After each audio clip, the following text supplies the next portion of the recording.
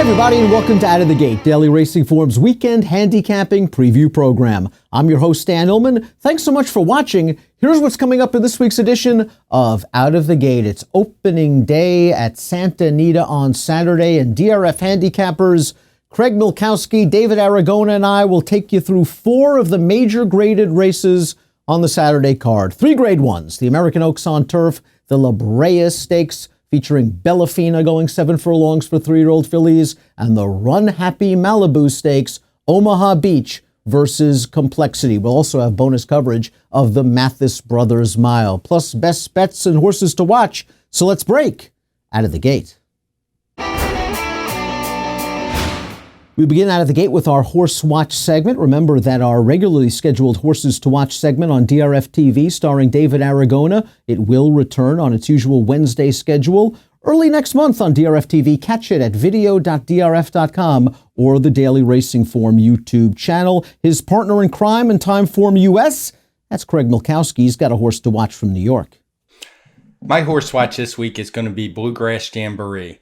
The New York bred mare returned from a short layoff from July to November and has run in 2 races since that have featured basically no pace at all. All the fractions are coded in Timeform US in blue, indicating that the pace was much slower than normal for the final time of the race. And she's a horse that does prefer a little something to run into to set the races up for her. Her first race, she didn't really do a whole lot of running, but the second one back, she ran a nice second. That was the one this past Friday.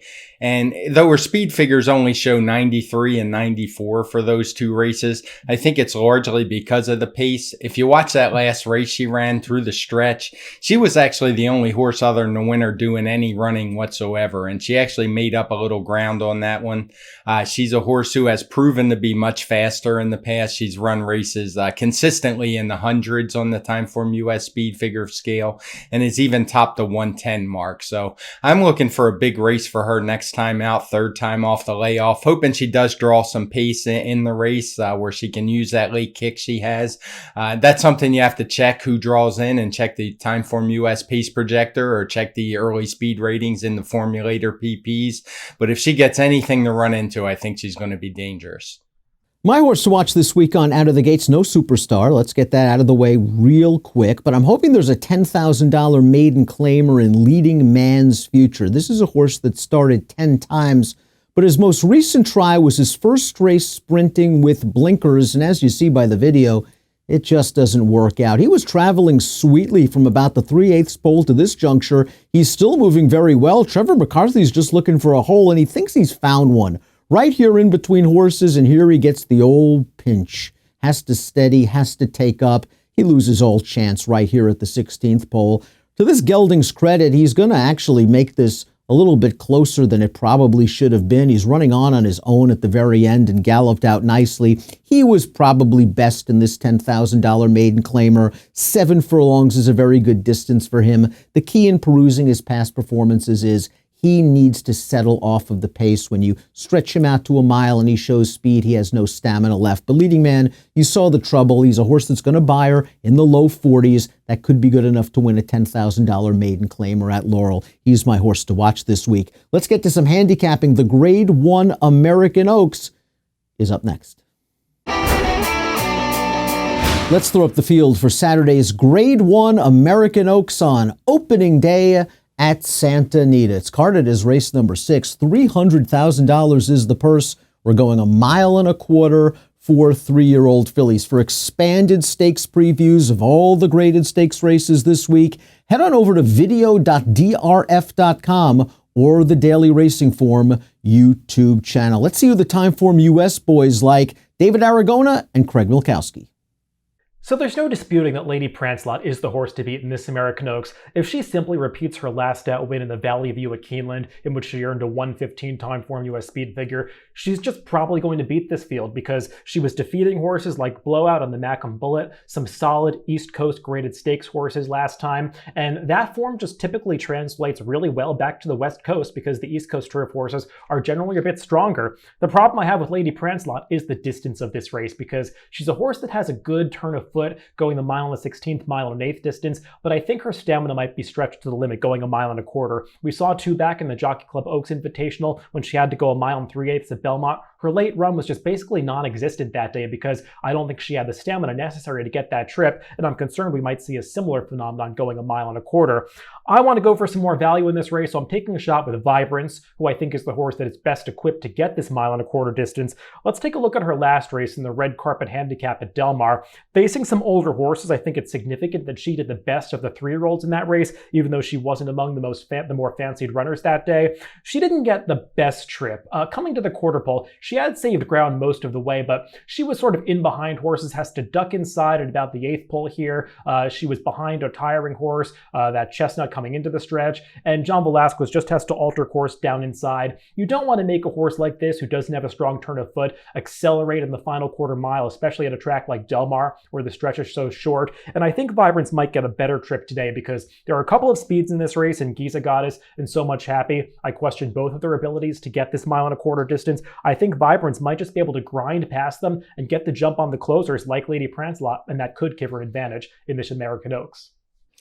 The Grade 1 American Oaks drew a pretty weak field this year. In fact, there's only a couple of graded stakes winners on turf in here. That would be Mucho Unusual and Lady Prancelot. Apache Princess did win a graded stake that was an off the turf and is still a grade 3 as of last check. But for a grade 1, these fillies are never going to get a better opportunity to get that grade 1 win than they will here. Our Timeform US race rating for the race is only a 113. Just for comparison, that's the same race rating that Lady Prancelot's win was given in the grade 3 Valley View Stakes at Keeneland last time out. And I really do think she is the horse to beat in here. Mucho Unusual did win a grade 2 back in the summertime. She's been facing a little bit tougher competition. She tried older last time. But I'm going to side with the favorite, Lady Prancelot. Her last race Timeform US speed figure of 115 is the best one in this field. And I really like how she did it. She had a wide post that day. She was drawn 11 of 14 in the field. She didn't save a lot of ground. She didn't race with a lot of cover throughout. And she was still able to wear down the leader through the lane and get up to win at odds of over 10-1. So I don't think that was a fluke by any means. I think she was by far the best filly that day, and I think she is also going to be the best filly in here. So nothing too exciting or earth-shattering, but I am going with the 2-1 morning line favorite, Lady Prancelot. Well, I certainly understand where those guys are going. David likes Vibrance off that tough trip last time out, bottled up behind horses, and really is comfortable at a mile and a quarter. Lady Prancelot's the class of this race, and if the pace is fast, she is going to be running late. I'm hoping Giza Goddess can get a very good trip on or near the lead. The Timeform US pace projector that you see in the expanded stakes preview has this horse on the lead. I wouldn't mind if she's sitting second. I think she's rounding back into her form as she stretches out to a mile and a quarter. Let's go back to her race 2 starts back. This is her first start off of a lengthy layoff, and she went fast. Look at those fractions, 22-1, 45 for the half. She steps 3/4 in 1:08.2. She is still on the lead. She is dissuading the horse that's been pushing her on the outside, and it's going to take a closer that benefited from the pace flow to beat this horse late. This was a big effort, first time back off the layoff. She ran once since then. It was in the Matriarch against Got Stormy, one of the better milers in the entire country, and she just didn't run very well that day. That's fine. She was up close to a fast pace, and she was overmatched. She's now back in with these horses, and she can either get to the lead or sit second. Can she go a mile and a quarter? We'll find out. But I think the pace situation is going to be a lot better for Giza Goddess than it's been in her last 2 races. And I think she'll be a decent price on the tote board. She'll be my pick in the American Oaks. Up next, your Saturday DRF race of the day, the Grade 1 La Brea. Here's the field for Saturday's DRF race of the day. It's the Grade 1 La Brea. We're going 7 furlongs for 3-year-old fillies. $300,000 is the purse. You can download free Formulator past performances for this race on the Race of the Day event page at DRF.com. And for expanded stakes previews of all the graded stakes races and lots more, head on over to video.drf.com or the Daily Racing Form YouTube channel. The big name in this race is Bellafina. We'll get to her in a bit. The horses that she probably has to watch out for the most are coming out of a common race, the Raven Run Stakes. That's Bell's the One and First Star. We're going to take a look at the stretch run of that Raven Run Stakes right now. It was a very fast pace. First Star is going to make the first run into the lead. On the outside is Bell's the One, and I think Bell's the One benefited from A, having a lot more prior racing experience than First Star, and B, taking advantage of this hot pace and having the last run be the best run. Bell's the One is very good, but she lacks tactical speed. She is a true one-run closer at the mercy of race and pace luck, and you could argue that First Star might get a better trip, or ran just as well in the Raven Run, might get a better trip this time around, and she's got more upside with only 3 starts under her girth. I like the way she ran 2 back, going a mile, 4 wide every step of the way, and getting the job done. But they're all going to have them nailed on tight if they're going to defeat the multiple Grade 1 winner Bellafina. Let's see if David and/or Craig take a stab against the favorite. So I'm not going to overcomplicate things in this La Brea. I just think Bellafina is a very likely winner of this race, and while I don't love the prospect of taking a short price on her, I'm also not going to pick against her. I was impressed by her race last time out in the Breeders' Cup Filly and Mare Sprint when she was second to Kofefi, almost 8 lengths ahead of the rest of the field that day. She didn't break as sharp as some might have expected, but I thought Flavien Prat did a great job rushing her up inside, getting her in a good position in behind the leader so that she didn't have to take too much kickback running up close to those horses. She swung out at the top of the stretch, really had her shot against Kofefi, but I think it's no disgrace losing to that filly who's likely to be a dual champion, both female sprinter and 3-year-old champion. So Bellafina just seemed like the horse to beat in this race. I thought she even ran well 2 back in the Cotillion, going a distance that may be too far for her. She loves Santa Anita, and she's likely to get another pretty good trip in this spot. The other horses that I could use, I'm just not that excited about. First Star, I thought ran okay in that Raven Run. I prefer her to Bell's the One of that race since the winner got such a perfect trip. The other horse that I might throw in is Mother since she appears to be training well coming into this race. It's just Bellafina really had Mother's number going back to last winter, so I'm skeptical that she can be the one to turn the tables. Just think Bellafina's probably going to win on Saturday. The Grade 1 La Brea Stakes drew a strong field of three-year-old fillies. It drew 9 of them, including the runner-up in the Breeders' Cup Filly and Mare Turf Sprint, Bellafina. She's a filly who was beaten less than a length by the probable Eclipse Award winner for 3-year-old fillies, Kofefi, in that start. Kofefi is a horse who just dominated her division. Rarely do you see a 3-year-old sprinter win an Eclipse Award for that age group, but she is most likely going to do just that. I know she will be my vote when I file them later this month. So I think Bellafina is going to be really tough to beat in here. She's got her last 2 races, including that Breeders' Cup and back to the Cotillion Stakes. She ran Timeform US speed figures of 119 and 120, which is better than anything any of the other fillies in the field has done. I believe in one of Andy Byers' older books, he called that a double advantage horse, and those kind of really tough to beat, particularly in stakes races. I wouldn't blame anybody who wanted to take a shot with some others. First Star's been promising. She's won 2 with 3. She lost for the first time out when running second in the Grade 2 Raven Run last time. In that race, she lost to Bell's the One, who's also in this field. She's won 5 of 9 career starts. And even Hard Not to Love has been a horse who stuck to Southern California, has won 3 out of 4. But all of these just look a little bit slower than Bellafina. Bellafina's running her best distance. She's doing it at her favorite track. So she's going to be my single in here in the La Brea. I agree with the boys. I think Bellafina is just going to be too tough. You hate to chalk out like this, but she's just run too well to lose in her 7 furlong races. And I know she's stretched out and won races like the Santa Anita Oaks around 2 turns. They tried to make her a Kentucky Oaks filly. She is better at this 7/8 of a mile distance. As the guy said, I mean, she ran great in the Breeders' Cup Filly and Mare Sprint. Early move down towards the inside to get into contention. Looked like she was traveling so well on the turn, but was stuck in behind a wall of 4, had to angle to the far outside, and by the time she got clear, Kofefi was gone. She tried hard for second. She's just the class of this race. She's the fastest horse in this race. It's all about working out a trip. Bellafina, way the horse to beat. I'll agree and make it a total consensus, a unanimous consensus in the La Brea. We'll take a break, and when we come back, the Grade 1 Run Happy Malibu Stakes featuring Omaha Beach and Complexity.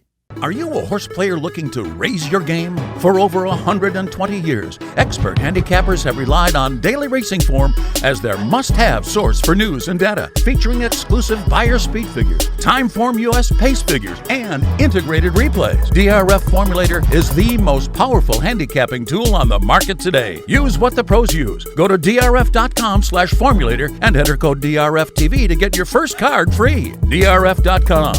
Raise your game. Storm from Racing Blue, a breakthrough in sports nutrition for horses.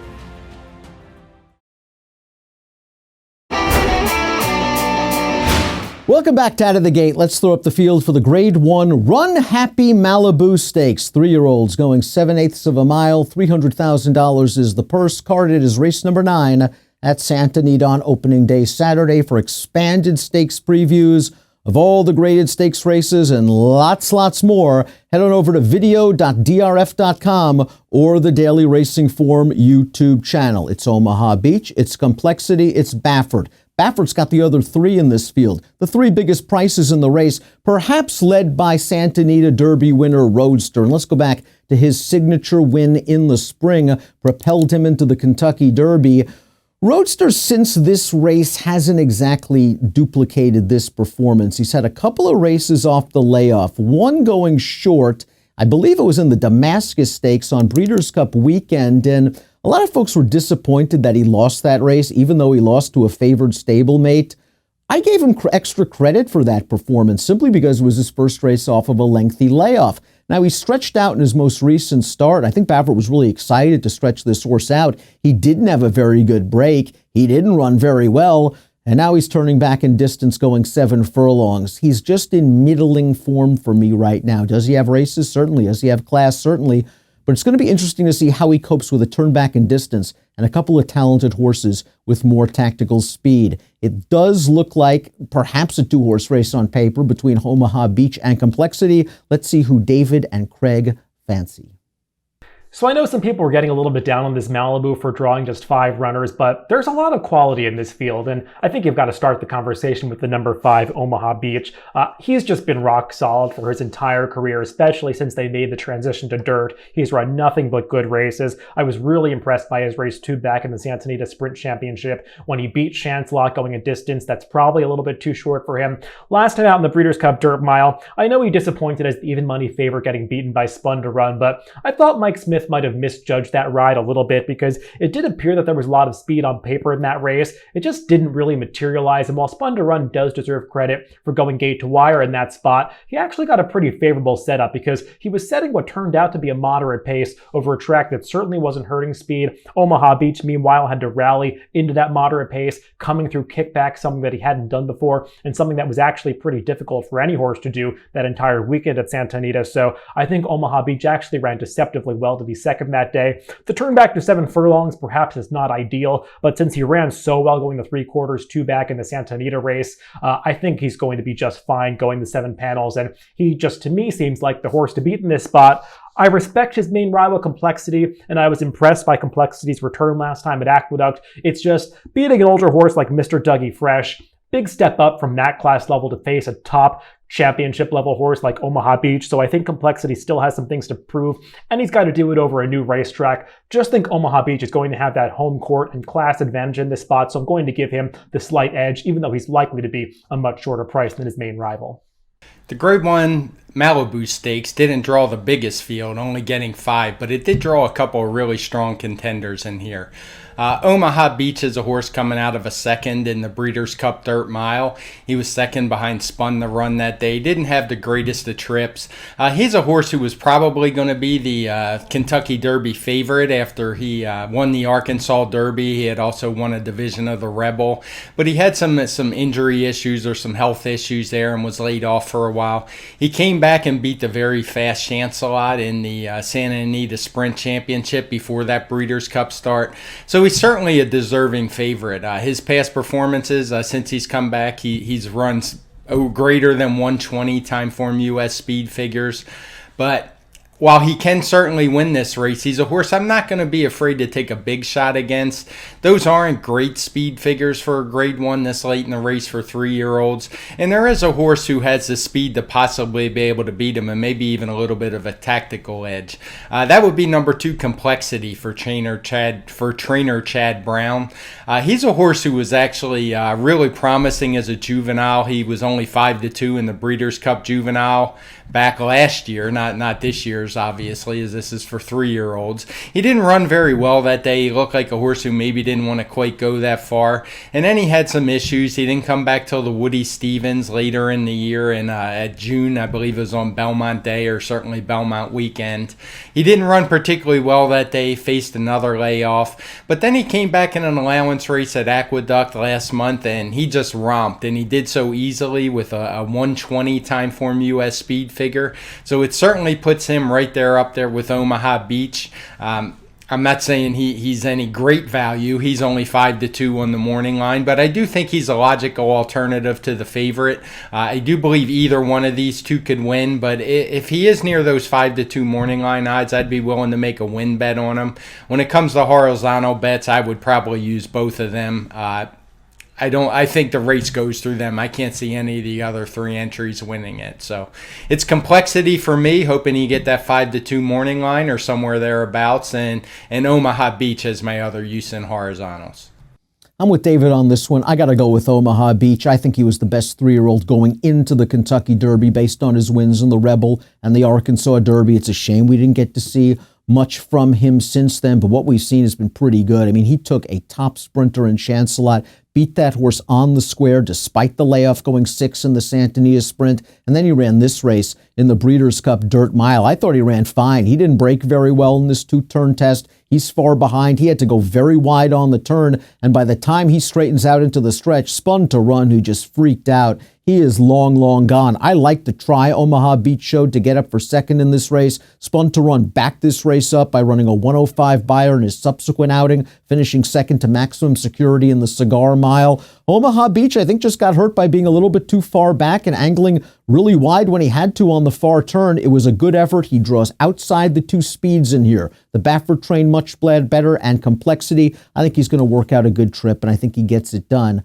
Hopefully we'll see Omaha Beach run well in this race, maybe in the Pegasus World Cup, and then likely off to stud. The Mathis Brothers Mile, nice big field of turf horses, is up next. Here's the field for the Mathis Brothers Mile, also at Santa Anita on Saturday. 1 mile on the turf, 3-year-olds, $200,000 is the purse. It's a grade 2 event. For expanded stakes previews of all the major races, plus lots more, you get David and Craig's Timeform US forecast on Friday morning at video.drf.com or the Daily Racing Form YouTube channel. 3 different opinions. We always like that here on Out of the Gate. Let's see who David likes. He likes a price coming from off the pace. So Mo Forza is clearly the horse to beat in this Mathis Brothers Mile. He's won 2 straight graded stakes races in the Twilight Derby and the Grade 1 Hollywood Derby last time, and if he repeats either of those efforts, he's probably going to beat this field, but both of those wins came going 1 mile and 1/8. Now he's got to cut back to the 1 mile distance. Furthermore, he got absolutely perfect trips in both of those races, so he's going to have to get lucky with the trip once again because while he does have a class edge on this field, it's not like he's been winning by gigantic margins. He's clearly in form right now, but how long can this run of luck of perfect trips really continue for this horse? And furthermore, there's a fast pace predicted in this race if you look at the Timeform US pace projector. You've got a really quick horse likely to make the front end in Kingley, also the number 10 Loafer's Boy stretching out from sprint races. So Mo Forza, who tends to race pretty keenly in the early going, could get pulled into chasing an honest pace. We'll see if that works against him. I want to take a shot with the number 2 Originaire. He's got the highest Timeform US late pace rating in this field of 121. I think that's significant given that the pace projector is predicting a fast pace. And we can look at his second place finish 4-back in the Del Mar Derby when he finished ahead of today's rival Neptune Storm, who's a major contender in this race and going to be a fraction of the price of Originaire. I thought Originaire ran really well this day. Mike Smith, who was on him, allowed him to save ground in the early going. He peeled out in the stretch and almost got there at the end. I think a repeat of that kind of performance makes him a player in this race.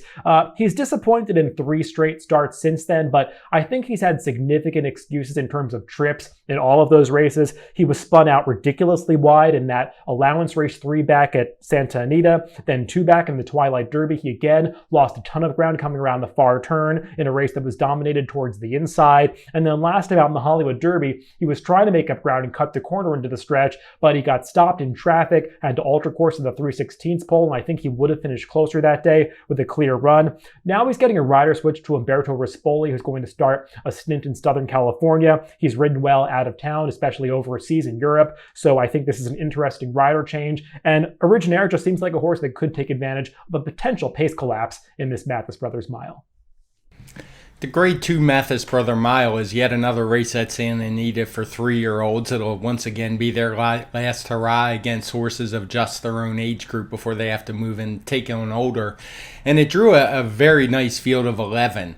The Timeform US Pace Projector is going to predict a fast pace for this one. And in part that is because of the big field size, but there is also a lot of speed in here signed on. Just looking through the PPs, you can see a lot of ones in several of the runners. And even one of the European shippers, Sash, who's making his first start in North America. If you read through his Timeform comments, they're pretty detailed, especially in the Timeform US past performances.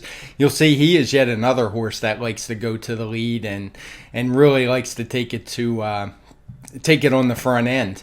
The morning line favorite is Mo Forza. I don't have any problem with anyone who likes this horse. He's been in great form. He ran a 1:17 Timeform US speed figure last time out, which is best in the field. He is a horse that likes to run near the front, but not on the front. So he has shown he can close some ground and run well.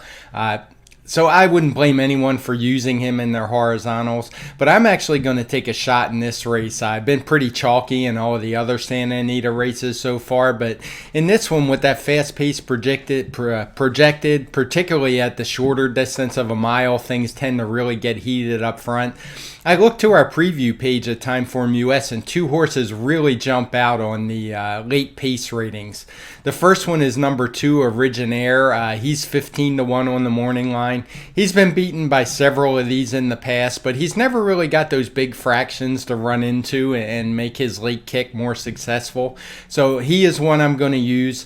And the one that I like the most in here is number 8, Proud Pedro. He actually won a nice got beat in nose 2 back by Bob and Jackie, who's also in this field, but the pace was much slower that day. He made a big run from the back of the pack, and I really liked how he finished. Last time at 1 1/8 in the Hollywood Derby, he saved a lot of ground. He kind of made a big middle move to get up in contention and flattened out, but the pace again wasn't quick. I think his move was premature, and it's probably a distance that's a little bit longer than he wants. So he's also 15-1 in here. So this is one of those rare races where I'm going to take 2 horses and use both of them in my horizontals. I'll probably use Mo Forza as well, assuming he's not too heavy. Too heavy of a favorite, but I'm really looking to land a price in this race, the Mathis Brother Mile. I think David and Craig's picks both have merit, especially Craig's selection of Proud Pedro, really interesting horse. I believe it's his 3rd start of the form cycle. Made that early inside mid-race move last time out before flattening out at a distance a bit too far. I want to use that horse somewhere, but I think the boss of the division right now, and rightfully so, is Mo Forza, the number 5. Can win from on the lead, can win from just off the pace. And yes, he had a very good trip last time out. We'll take a look at him turning into the stretch. He sat the pocket after getting bumped hard at the start. He eases out in the 2 path. That's Neptune Storm, who's a real tough cookie, who's back in to face Mo Forza one more time in the Mathis Brothers Mile. But Mo Forza, as he did in his prior start, was just too much for Neptune Storm. He might have to deal with a faster pace than what he's seen in his last few races, but this guy's just won 3 in a row. I like him at the mile distance. I think he can be effective from mid-pack, getting the jump on David and Craig's picks. Maybe not a great price on Mo Forza, but I'm looking forward to seeing what he does here and hopefully into 2020 as a 4-year-old. Best bets up next. Time for our best bet segment here on Out of the Gate. David's got something in New York. Craig's got something at Laurel Park. Nice card at Laurel on Saturday with several stakes races. My best bet of the weekend comes on Saturday at Aqueduct in the 7th race. It's a 6-furlong optional claiming race. Field of 8 runners. The likely favorite's going to be the number 3 Wicked Trick, and while I admire this horse, he's seeking his 5th victory in a row. He's really been a different horse since they switched to dirt over the summer. I think this is the time to take a shot against Wicked Trick because he's stepping up to face the toughest field that he's ever met, and I'm just not sure that he's quite up to the challenge. I'm going to try to beat him with the number 5 Chateau, who I've got at 7-2 on the morning line. I think that would be a very fair price on him because he's just earned a couple of time Formula speed figures in his last couple of races that simply make him the horse to beat in this spot. Let's take a look at his victory 2 back at Saratoga, where he beat some common rivals in this race. He opened up a big lead coming around the far turn. There was a lot of speed in this race, but he just basically ran them off their feet. He got ahead of today's rival Run for the Munnings early in that race and just really put him away in the very early stages. That horse lost by over 20 lengths. Chateau came to the 8th pole with a seemingly insurmountable advantage. He did get really tired in the late stages and almost got run down by Put the Glass Down, who's back in this spot, but I thought Put the Glass Down got the right pace set up that day, and while he was maybe not on the best part of the racetrack closing inside, I thought he still got a much better trip than Chateau that day, and Chateau earned a 1:15 time Formula speed figure, really capturing how well he ran due to that fast early pace. Chateau is coming off a loss last time at Belmont, but once again, I thought Chateau ran a lot better than it seems because he got embroiled in a very quick pace that day, dueling with another rival. He put that horse away coming to the top of the stretch and just got run down by the 2 closers. The horse that won that race, Happy Farm, his stablemate, has since come back and won again, winning a stakes, and then he was even second to the very good Firenze Fire last weekend. So I think the form of that race has been strong, and Chateau got a 1:17 time Formula speed figure, even higher than what he got in his victory 2 back that day. So Chateau, to me, is coming in with some of the best time Formula speed figures in this field, and I think he can just run them off their feet once again, so I'm looking for Chateau to go wire to wire in Aqueduct's 7th race on Saturday. For my best bet this week, I'm going to go to Laurel Park for the Dave's Friend Stakes. It's being run as the 3rd race on Saturday. Draws a solid field of 8, including a heavy favorite in 3-5 India, who's 4-5 on the morning line. But I'm going to lean in a bit different direction. I'm going to go with Clubman. He's a horse I liked last time out on I believe it was my Out of the Gate segment. He didn't quite get the pace he wanted that day. He ran a 1:12 time form US speed figure, went 3rd in the Howard and Sandra Bender Memorial. But he was only beaten about a half length, and I think he's going to get much more pace to run into here. This isn't a race flag by the time form US pace projector is likely to have a fast pace, but it comes really close. It was a point away on the 1 to 10 scale we use. So I am looking for an off the pace type runner to get up in here, and I think Clubman fits the bill. You'll note last time he even had a little bit of traffic problems, but despite those slow fractions that he saw, he was 4.5 lengths back early in the 6 furlong race, and he was able to get up only beaten just a half length by the very solid Lewis field. And he's a horse, if you look through his PPs, he's had some success going longer, but I do think most of his better races come sprinting, and particularly at this shorter 6 furlong distance. So my best bet on Saturday is going to be Clubman. Once again, Laurel, the 1 horse, race 3. My best bet's also at Laurel. Race number 4, number 5, Lady by Choice, coming into this race for a red-hot barn off of a victory. And we'll take a look at the most recent race from Lady by Choice, going 6 furlongs. This is one of those fast, early, slow, late races where Lady by Choice decided to open up very early after going fast, made them come and get her, and they almost did. As you see, Lady by Choice is getting very tired in the last 16th of a mile going this 6 furlong distance. Now she stretches out to a mile, and some folks might be worried after seeing this sort of lack of finish. How is she going to navigate an extra quarter of a mile? Well, if you look at the time form US pace projector for the 4th race at Laurel on Saturday, you're going to see a gray bar situation. No speed. No speed except for Lady by Choice. I think it's going to be a much different pace situation where it's a slow early, fast late situation for Lady by Choice. That will help her, I believe, get the mile. She's 5-2 on the morning line. Considering the way the barn's going, I expect her to get bet a little bit, but I think odds of 9-5 or 2-1 seem fair for Lady by Choice. My best bet on Saturday. We thank you for watching Out of the Gate, and we urge you to follow all of DRF TV's latest offerings on social media. Please follow on Twitter at DRF Video for the latest news and notes from America's Turf Authority Daily Racing Form. Please follow on Twitter at DRF Inside Post. That's it for this week. Best of luck when your horses break out of the gate.